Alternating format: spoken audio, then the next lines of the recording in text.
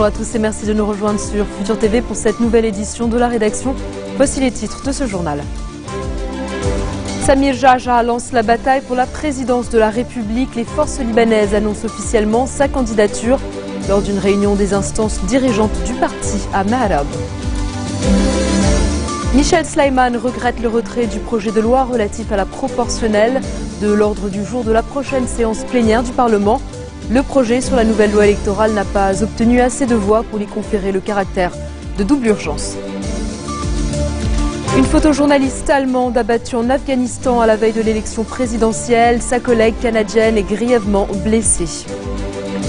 Et puis à suivre également dans cette édition, Michael Schumacher aurait montré des moments de conscience et d'éveil après plus de 3 mois dans le coma. Le champion de Formule 1 est hospitalisé à Grenoble après un grave accident de ski en décembre dernier.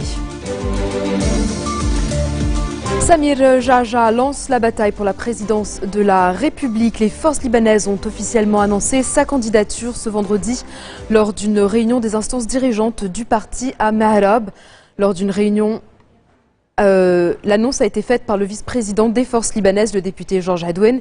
Il a déclaré que la candidature de Samir Jaja, par des principes et constantes politiques du parti et du 14 mars, et vise à les réaliser par le biais d'un État libre et indépendant. Le chef DFL a quant à lui indiqué que le Liban est face à 2 choix, soit continuer dans l'état actuel des choses, soit créer un changement radical. Et puis le vice-président de la Chambre, Farid Makari, a affirmé qu'il y a une forte probabilité que le 14 mars soutienne Samir Jaja au présidentiel, estimant que les forces libanaises sont un parti essentiel de cette alliance. Il a par ailleurs appelé les politiciens à assumer leurs devoirs à l'égard du peuple en élisant un nouveau président de la République. Makari veut que le successeur de Michel Sleiman soit un président qui veille à maintenir un État souverain et qui soit capable de soutenir l'armée et l'économie. Michel Sleiman dit regretter que le projet de loi relatif à la proportionnelle comme mode de scrutin pour la nouvelle loi électorale ait été retiré de l'ordre du jour de la séance plénière du Parlement. Le projet avait en effet été retiré jeudi dernier faute de voix suffisantes pour lui conférer le caractère de double urgence. Le président de la République souhaite que le Parlement examine et adopte ce projet de loi approuvé par le gouvernement pour que le Liban soit doté d'une loi moderne qui assure une bonne représentativité à toutes les composantes libanaises. Jeudi, avant la clôture de la séance, les députés Kataeb avaient appelé à étudier une nouvelle loi électorale avant la fin de la période de prorogation du Parlement. Tamam Salam souhaite que le prochain président soit pur produit libanais comme le gouvernement. Le Premier ministre a dans ce contexte assuré que le cabinet fera en sorte de tenir les élections dans les délais constitutionnels. Il estime que le vide à la présidence est inacceptable. Dans une déclaration au magazine de la Sûreté Générale, Salam a par ailleurs indiqué qu'il n'y a pas d'issue proche pour la crise syrienne, rejetant une solution militaire. Et puis évoquant le dossier des réfugiés syriens au Liban, le chef du gouvernement a indiqué que cette crise dépasse les capacités du Liban. Le président du comité de coordination syndicale réclame l'adoption d'une grille des salaires qui préserve les droits et ne les sape pas. À la suite d'une réunion avec le vice-président de la Chambre, Ahana Gharib a de nouveau menacé de recourir à l'escalade si le Parlement tarde à adopter la nouvelle grille des salaires du secteur public, brandissant même la menace d'une grève ouverte et d'un boycott des examens officiels. La prochaine séance plénière du Parlement est prévue mercredi et jeudi, ce qui devrait donner le temps aux commissions parlementaires mixtes de finaliser l'étude du projet de loi et de le transférer au Parlement pour son adoption finale. Sur le plan sécuritaire, 2 roquettes tirées de Syrie se sont abattues sur une région située dans les villages de Laboué et Nabi Osman dans la Beka. Une des roquettes n'a pas explosé. Et puis sachez par ailleurs que le commissaire du gouvernement près le tribunal militaire, le juge Saher Saher, a engagé des poursuites contre 2 Libanais détenus et 6 autres en fuite pour appartenance au front Al-Nosra, un groupe terroriste lié à Al-Qaïda. Les autorités palestiniennes déplorent la décision d'Israël de ne pas libérer un groupe de prisonniers, une décision annoncée à l'issue d'une rencontre avec les négociateurs palestiniens. Cette libération devait être la 4e du genre dans le cadre du processus de paix. L'État hébreu a justifié sa décision en rappelant que le président palestinien Mahmoud Abbas a signé il y a quelques jours une quinzaine d'accords internationaux alors qu'il s'était engagé à ne pas le faire. Les pourparlers ont été engagés l'été dernier pour une durée de 9 mois. Ils sont donc entrés dans leur dernier mois et rien n'indique qu'ils vont aboutir au grand âne des Américains, gagnés par une certaine lassitude. John Kerry, en première ligne dans ce dossier, a rappelé aux Israéliens et aux Palestiniens que c'était à eux de faire des compromis. Le secrétaire d'État américain a indiqué que les États-Unis réfléchissent à leur implication dans les négociations de paix. Une nouvelle décision de justice vient contrarier le gouvernement turc. Un tribunal d'Ankara a ordonné la levée de l'interdiction de YouTube. Le pouvoir a bloqué la semaine dernière l'accès au réseau de partage de vidéos après la diffusion d'une réunion confidentielle sur la Syrie. Ce jugement intervient au lendemain du rétablissement de Twitter. C'est la Cour constitutionnelle qui a ordonné la fin du blocage du site de microblogging au nom de la liberté d'expression. Le Premier ministre a dénoncé publiquement la décision de la plus haute instance judiciaire du pays. Empêtré depuis des mois dans un grave scandale de corruption, Recep Tayyip Erdogan a déclaré la guerre aux réseaux sociaux pour tenter d'endiguer la diffusion de comptes rendus d'écoute téléphoniques et de réunions qui le mettent en cause. Direction la France, où après la débâcle du Parti socialiste au municipal, François Hollande a présidé le premier conseil des ministres du nouveau gouvernement dirigé par le nouveau Premier ministre Manuel Valls. Une équipe de combat grâce à laquelle le chef de l'État entend lancer une nouvelle étape de son quinquennat. Valls a expliqué sa méthode de travail à l'équipe resserrée de 16 ministres. Un gouvernement qui sera renforcé la semaine prochaine avec la nomination d'une dizaine de secrétaires d'État. Valls a obtenu le feu vert du Conseil des ministres pour demander la confiance aux députés dès mardi prochain. Dans un instant, direction la Centrafrique et le départ des premiers soldats tchadiens. À tout de suite.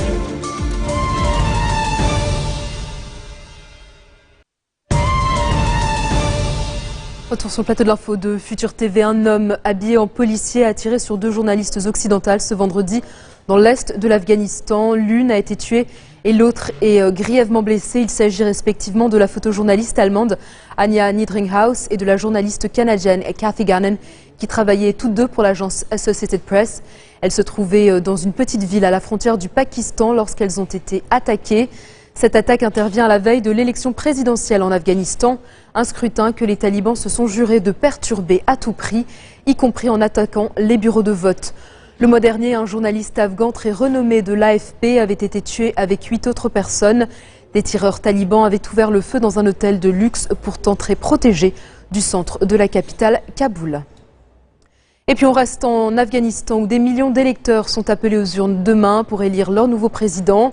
Le pays va tourner la page de 13 années de règne d'Hamid Karzai, installé au pouvoir fin 2001 par les Occidentaux après la chute du régime taliban. Son départ coïncide avec le retrait des troupes américaines à la fin de l'année. Parmi les 8 candidats à sa succession, 3 favoris se détachent, tous anciens ministres de Karzai. Zalmay Rassoul, ex-ministre des Affaires étrangères et un de ses proches, il est considéré comme le candidat du pouvoir sortant, même si le chef de l'État n'a pas donné de consigne de vote. Ashraf Ghani est lui un universitaire et économiste internationalement réputé. Déjà candidat lors de l'élection en 2009, il n'avait obtenu qu'un très faible score. Et puis le troisième et grand favori du scrutin, c'est Abdullah Abdullah. Lui était arrivé en 2e position au premier tour de la dernière présidentielle avec 30% des voix. Il s'était retiré au second tour après avoir dénoncé des fraudes massives. Cette fois encore, le risque de fraude pèse lourdement sur l'élection, mais la menace principale reste la violence. Les recherches au large de l'Australie pour retrouver l'avion de la Malaysia Airlines, disparu depuis bientôt un mois, prennent une nouvelle tournure aujourd'hui. Un détecteur de boîtes noires de la marine américaine a été déployé sous la surface de l'océan Indien. Il va être tracté par un navire qui sillonnera la zone à l'ouest de l'Australie, où l'appareil se serait abîmé en mer. C'est la tentative de la dernière chance pour localiser les boîtes noires qui vont cesser d'émettre leur signal d'ici 3 à 4 jours. Une mission qui s'apparente plus que jamais à la recherche d'une aiguille dans une botte de foin. Malgré le ratissage intensif par des avions et navires militaires de la zone supposée du crash, aucun débris n'a encore été retrouvé. En bref, dans le reste de l'actualité de ce vendredi, la Russie a rappelé son plus haut représentant militaire auprès de l'OTAN. Nouvelle conséquence de la crise ukrainienne. L'Alliance Atlantique s'est bornée à prendre acte de la décision russe. Quelques heures plus tôt, Moscou avait demandé à l'OTAN des éclaircissements sur ses activités en Europe orientale, où l'Alliance s'est engagée à renforcer la défense des pays membres situés aux portes de la Russie. La police marocaine a interpellé une 60aine de clandestins qui tentaient, au péril de leur vie, de rejoindre Melilla, qui appartient à l'Espagne, en escaladant la frontière grillagée. La pression migratoire est de plus en plus forte sur l'enclave espagnole. La semaine dernière, 1 millier de migrants d'origine subsaharienne avaient fait une tentative similaire. Et puis 12 ouvriers sont toujours bloqués dans un tunnel ferroviaire sur une ligne à grande vitesse dans la province du Jilin, au nord-est de la Chine. La structure en construction s'est effondrée dans la nuit de mardi à mercredi. Les secouristes sont parvenus à entrer en contact avec les hommes piégés grâce à un conduit de ventilation qui devrait permettre d'acheminer de la nourriture. Le Tchad a commencé à retirer ses 850 troupes de la MISCA, la mission de maintien de la paix de l'Union africaine en Centrafrique. Les soldats tchadiens, qui représentent le plus gros contingent de la MISCA, sont accusés de multiplier les bavures à l'encontre des civils. La dernière en date a eu lieu samedi dernier à Bangui et fait au moins 29 morts. Ils sont accusés de parti pris en faveur des ex-rebelles de la Séléka, composés essentiellement de musulmans. Par ailleurs, la Centrafrique attend toujours le déploiement des premières troupes européennes aux côtés des 2000 soldats français de la force Sangaris. Les forces africaines et françaises réclament des renforts pour pacifier un pays frappé par une crise humanitaire sans précédent. On écoute la présidente de transition, Catherine Samba-Panza. Le fort aura essentiellement pour mission de ramener l'ordre public au niveau de Bangui et pour cela aura donc pour première mission de former les policiers, de former des gendarmes, de les encadrer. Et je pense que cela est très important et permettra comme ça à ceux qui doivent avoir des opérations orientées plutôt vers des actions militaires, d'être plus libres et d'avoir la possibilité de mener ces actions-là. Michael Schumacher montre des moments de conscience et d'éveil. L'annonce a été faite à la mi-journée par la porte-parole de l'ancien champion du monde de Formule 1. Le pilote allemand, âgé de 45 ans, est hospitalisé au CHU de Grenoble. Il a été plongé dans le coma le 29 décembre dernier à la suite d'une chute de ski dans la station de Méribel. La porte-parole précise que Schumacher fait des progrès et elle demande à nouveau le respect de son intimité. Une déclaration qui ne signifie pas pour autant qu'il sortirait bientôt de l'hôpital. Elle a par ailleurs démenti que l'épouse de Schumacher aménage ou envisage d'aménager des installations médicalisées dans leur résidence en Suisse. C'est la fin de ce journal. Tout de suite, le rappel des titres qui ont marqué l'actualité de cette journée. Samir Jarjar lance la bataille pour la présidence de la République. Les forces libanaises annoncent officiellement sa candidature lors d'une réunion des instances dirigeantes du parti à Mahrab. Michel Sleiman regrette le retrait du projet de loi relatif à la proportionnelle de l'ordre du jour de la prochaine séance plénière du Parlement. Le projet sur la nouvelle loi électorale n'a pas obtenu assez de voix pour lui conférer le caractère de double urgence. Une photojournaliste allemande abattue en Afghanistan à la veille de l'élection présidentielle. Sa collègue canadienne est-elle grièvement blessée? Et puis après plus de 3 mois de coma, Michael Schumacher montre des moments de conscience et d'éveil. Le champion de Formule 1 est toujours hospitalisé à Grenoble après un grave accident de ski. Merci de votre attention. Retrouvez-nous tous les jours à 16h40 heure de Beyrouth. Vous pouvez également nous suivre en ligne sur notre site web ou en téléchargeant notre application mobile. Excellente soirée à toutes et à tous et bon week-end. جيش لا توضع أمامه خطوط حمر